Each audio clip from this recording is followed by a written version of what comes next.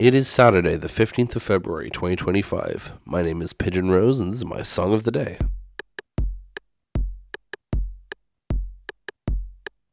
Today, we're back to talking about Quiet Company, specifically Quiet Company's album We Are All Where We Belong, which, as you might recall, I talked about a few songs from before. It's this concept album of like a breakup album with religion because the band, well, at least the lead singer, was going through kind of a crisis of faith and worked it out in this album. I talked about Preaching to the Choir Invisible Parts 1 and 2. I don't remember if I talked about any other songs. I feel like I did, but it's not occurring to me which songs they would have been. Today, we're talking about Midnight at the Lazarus Pit, which is the 11th song on the album. This has long been a favorite of mine for many reasons. It, in some ways, feels separate from the album. I mean, this is my Valentine's week and I'm doing love songs. And to me, this song has always just felt like a really sweet love song. But it also very much ties in with the religious themes and could be seen as a song to God. So it depends on how you interpret it, but I'm going to talk about it from the loving angle anyway. I will say, by the way, I think I said this in the previous episodes, every song on this album has a parenthetical subtitle. So this is Midnight at the Lazarus Pit. The parenthetical subtitle is The Harlot and the Beast are dating! Exclamation mark, which is very funny. The Harlot and the Beast, or the Beast and the Harlot, is a reference to a Bible passage specifically from the book of Revelation, I believe, which is also the title of a Avenged Sevenfold song. So that's fun. Anyway, let's go listen to the song now and then come back in a few minutes and talk about it.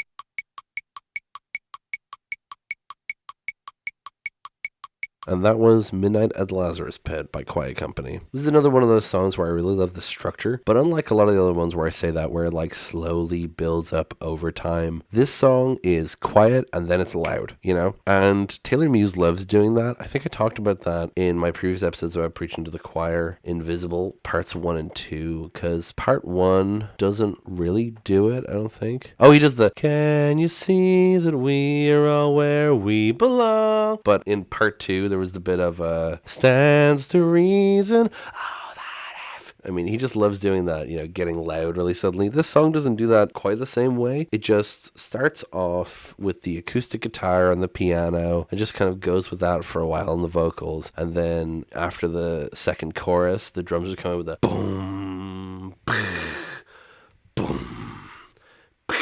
And you get strings as well, and it just becomes this real big, epic feel, and I love it so much. Anyway, the song itself, let's talk about the lyrics. I had a life of the spirit, but now I've got to hang up on death. But I know what I want a taste of the flesh. But I looked at you when I saw it, I saw the light in your eyes, and it filled up the room, it settled and grew. I'm completely yours, I'm completely yours, I'm completely yours, I'm completely yours. So, I had a life of the spirit, you know, I was faithful, I was religious, but now I've got to hang up on death. So spirits, of course, are theoretically things that occur after death, but now he's talking about being hung up on the death part, right? And, you know, given that he's wrestling with religion for this whole album, having a hang up on death is like, well, I don't know if heaven exists anymore, so now I'm worried about death. But I know what I want a taste of the flesh. Now, that may sound like something a bit cannibalistic or weird to you, but a taste of the flesh is usually referring to pleasures of the flesh, I would assume it's saying, not like eating the body of Christ or something, but I think he's talking about sex in this instance. Or more broadly, love, right? But I looked at you and I saw it. I saw the light in your eyes, and it filled up the room, it settled and grew, right? Similarly to This Must Be the Place the other day, talking about seeing the light in her eyes, seeing the excitement, the joie de vivre, and it filled up the room, it settled and grew. Like you had so much light in your eyes that it filled up the room, which is such a loving sentiment, right? But I think what it's saying, what this song is saying is like, previously I was like dedicated to God and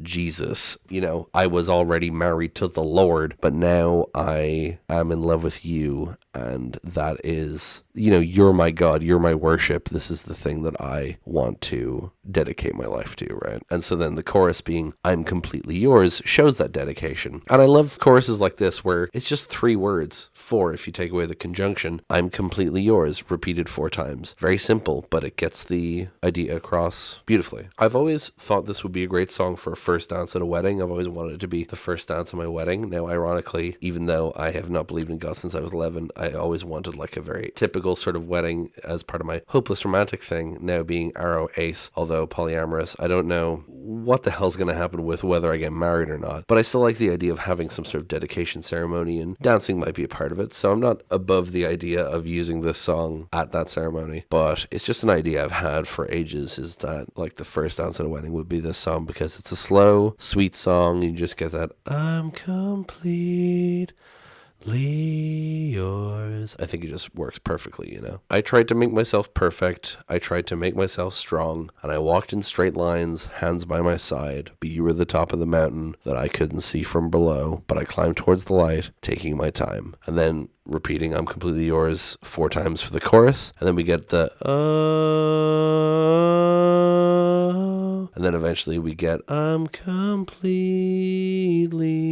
yours, repeating 10 times until the end of the song. So I tried to make myself perfect. I tried to make myself strong. I mean, very simple to understand, you know, just wanting to be perfect, wanting to be strong, wanting to be the best you could possibly be, whether that's for God, for your religion, trying to be like the perfect Christian, or being perfect for your partner, being the perfect partner, being the perfect person, trying to attract them, you know. But also I tried to make myself strong. Like I tried to get through hard times, which a lot of the album explores how it's hard to get through tough times when you're praying to God and no one's answering, right? And I walked in straight lines, hands by my side, and that makes me think of the idea of conformity and restriction. Like following the religion was this thing that was making him walk in straight lines, hands by his side, and he wasn't doing anything else, you know. But you were the top of the mountain that I couldn't see from below, but I climbed towards the light, taking my time. Is like how you're the thing I didn't consider because I was still at the bottom of the mountain, but now I'm climbing towards light, taking my time, and then I'm completely yours. Is like I'm finally dedicating my life to this, to my love to you, you know. And yeah, it's just a really sweet sentiment.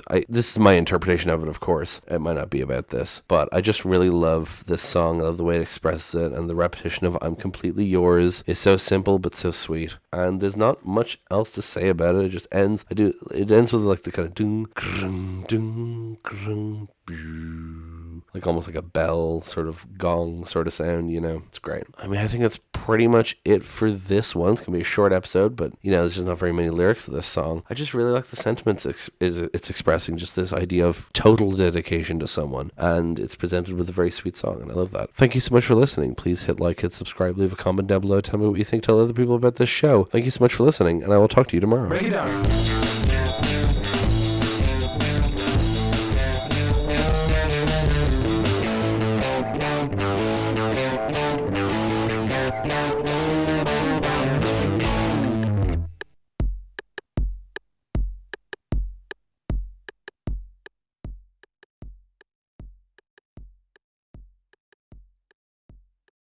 I'm completely yours. I'm completely yours.